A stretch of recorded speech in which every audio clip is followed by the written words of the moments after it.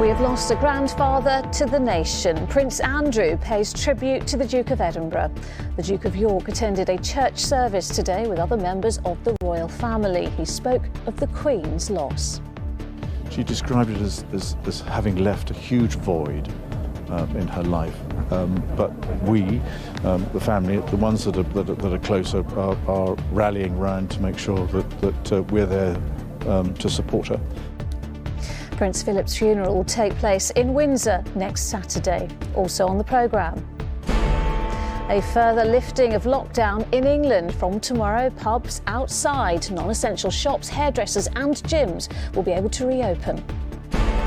The Health Secretary is dragged into an escalating controversy involving former Prime Minister David Cameron. And Manchester United spoiled Tottenham's bid for Champions League football.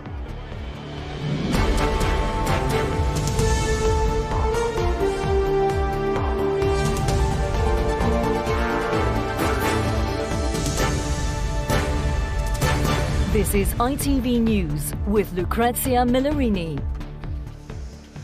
Good evening. The Duke of York today spoke of the enormous loss suffered by his mother following the death of Prince Philip. Prince Andrew revealed the Queen has described the death of the Duke of Edinburgh as leaving a huge void in her life.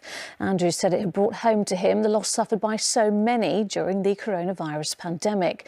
He was speaking after a church service at Windsor, where Sophie, the Countess of Wessex, told well-wishers her father-in-law's last moments were gentle and very, very peaceful. Our royal editor Chris Shipp reports from Windsor. Away from the crowds at the castle, in the heart of Windsor Great Park, the bell tolled at the small chapel where some of the Queen's family gathered this morning. First to arrive was Prince Andrew, who lives close by. And then the Duke of Edinburgh's youngest son, Prince Edward, and his family, Sophie, the Countess of Wessex, and the couple's eldest daughter, Lady Louise. They joined a small congregation of estate workers at the Chapel of All Saints at Royal Lodge, which was often used by the Queen and Prince Philip. In fact, they were both photographed outside it last summer at the wedding of their granddaughter, Princess Beatrice. It was after the service the family shared stories and memories of Prince Philip with those who work at Windsor. And Sophie Wessex described to a member of the congregation her father-in-law's last moments. It was right for him. Probably people wear masks if they want to. It was so gentle. It's just like somebody took you by the hand. Yeah. Very, very peaceful. And that's all you want for somebody to do. He was a remarkable man. I loved him as a father. He was so calm. If you had a problem, he would think about it. We've lost almost the grandfather of the nation. And I feel very sorry and supportive of my mother, who's feeling it, I think, probably more than everybody else. And he described how his widowed mother is coping in these first few days. And she's contemplating, I think is the way that I would put it. She described it as having left a huge void in her life. Today was a reminder, if one were needed, that the loss of a man at age 99 is still a loss for his family. And the human emotions often provoked after an exchange of memories and stories were evident on the faces of Prince Philip's son, granddaughter and daughter-in-law. They all meant a lot to him, and he always took a very personal interest in everything that they were doing. So they all have got stories to tell, and most of them quite funny as well.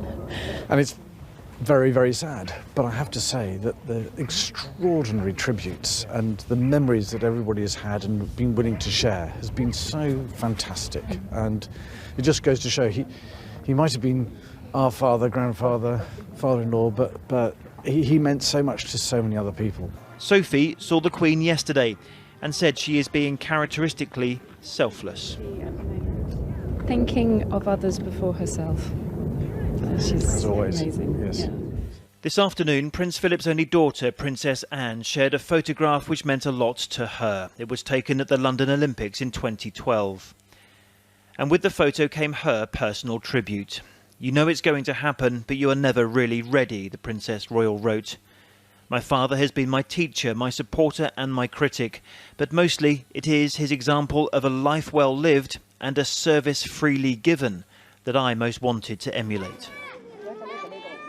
People have been asked not to bring flowers to Windsor, but instinctively they still do. This is how many have been placed outside the castle gates just today. Every so often they are moved and placed close to St George's Chapel, where the funeral of Prince Philip will take place on Saturday afternoon.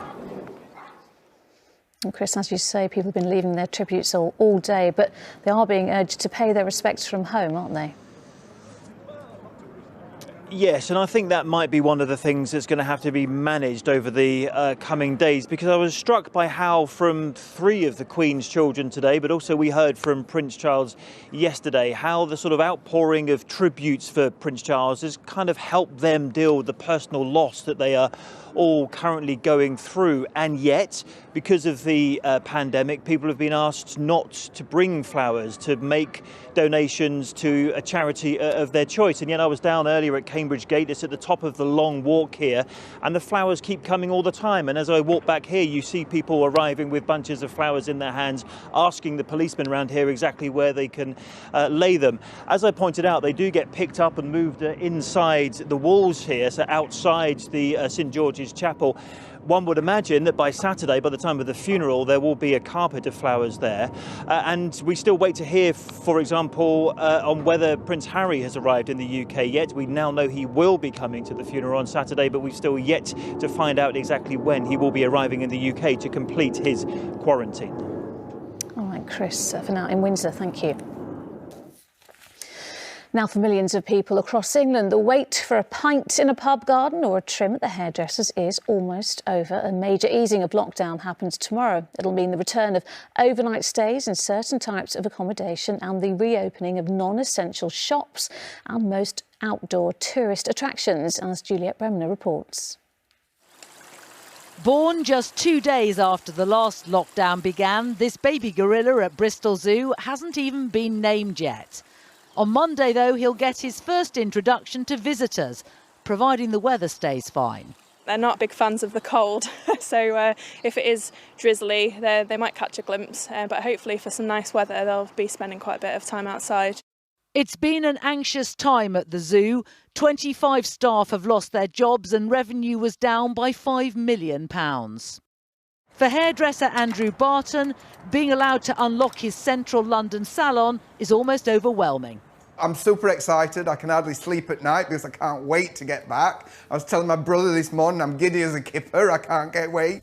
He's received no rent holiday or reduction and reckons he's going to need to rebuild the business. Financially, just how tough has it been for you? I've had to dig deep into kind of my own kind of savings, my pension scheme. Do you know what I mean? I've had to beg and borrow and kind of pull money together from the bank.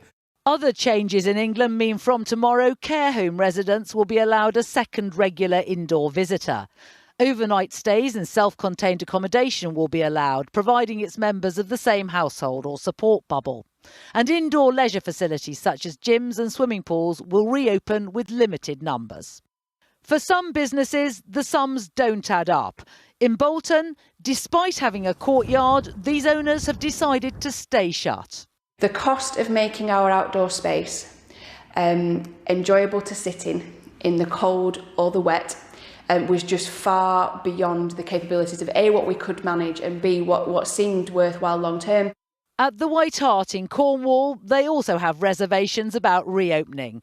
Like many pubs, they've relied on a shop selling local produce, and initially that will continue to operate. It's really exciting, but it's also quite anxious. It's all about the weather as well. You know, it's still quite cold at 7 o'clock in the evening, and who's going to want to come out and sit outside with a pint? In Cornwall, the flag is out to welcome back drinkers, but it will take time for businesses across England to assess whether reopening with restrictions has paid off. Juliette Bremner, ITV News. Well, changes to lockdown restrictions aren't just happening in England tomorrow. Border restrictions will be lifted in Wales, allowing travel to and from the rest of the UK and Ireland. Non-essential shops will also reopen in Wales, and remaining school pupils will return to face-to-face teaching. All students will also be back in the classroom in Northern Ireland. The stay-at-home order there will end, and the number of people allowed to meet outdoors will rise from 6 to 10. Another government minister has been dragged into a growing scandal surrounding the former Prime Minister David Cameron. The developments are the latest in a lobbying controversy that has dogged Mr Cameron, with questions over his efforts to secure government business for a finance company called Greensill Capital. Here's what we know so far. The company was run by Australian Lex Greensill, who was an advisor to David Cameron when he was Prime Minister. After Mr Cameron left Downing Street, he went to work for it. Recently, it emerged the former PM lobbied the Chancellor, Rishi Sunak, for access to the COVID loan scheme for that company, which has now gone bust. Today, the Sunday Times revealed Mr Cameron and Mr Greensill also lobbied the Health Secretary, Matt Hancock, at Private Drinks to introduce one of the firm's payment schemes in the NHS. Well, political correspondent Romilly Weeks is with me now. Romilly, quite a complicated web here. It is a complicated tale. The world of lobbying can be a murky one.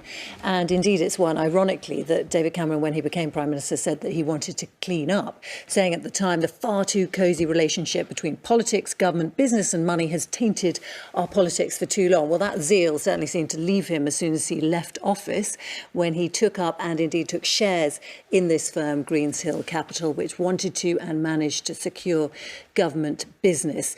The Sunday Times has established that Mr Cameron was able to secure access to the Health Secretary for Mr Greensill, as well as lobbying the Chancellor on his private number and two other ministers on his behalf. Allies of Matt Hancock have said that he did nothing wrong in meeting Mr Cameron and Mr Greensill over a private drink where they discussed this payment scheme that the firm wanted the NHS to adopt, insisting that he updated officials on the business that was discussed as is appropriate.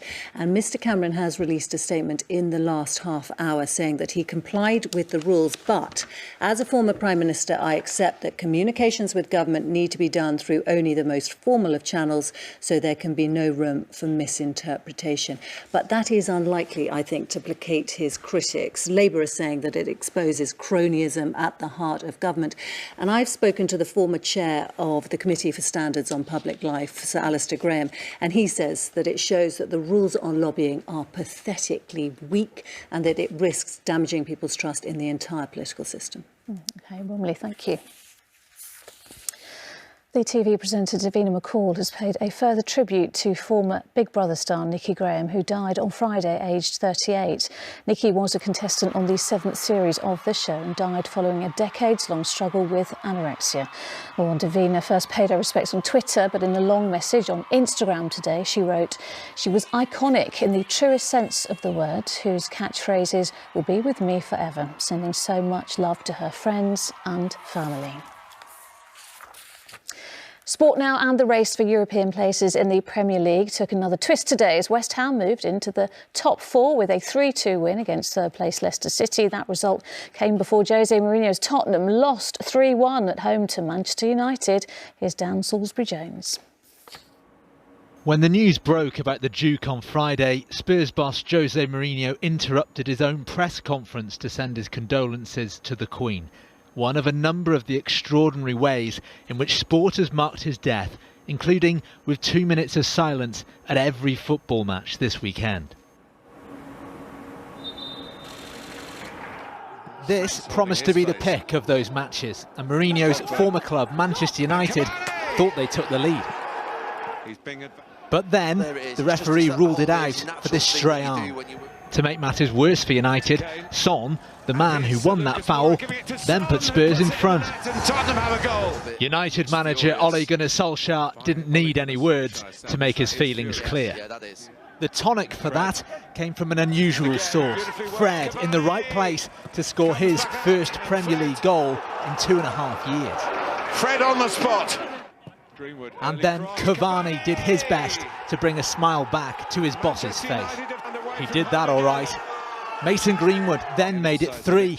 Yet another comeback win for United. Spurs need some of that resilience if they're to get anything out of this campaign. Dan Salisbury-Jones, ITV News.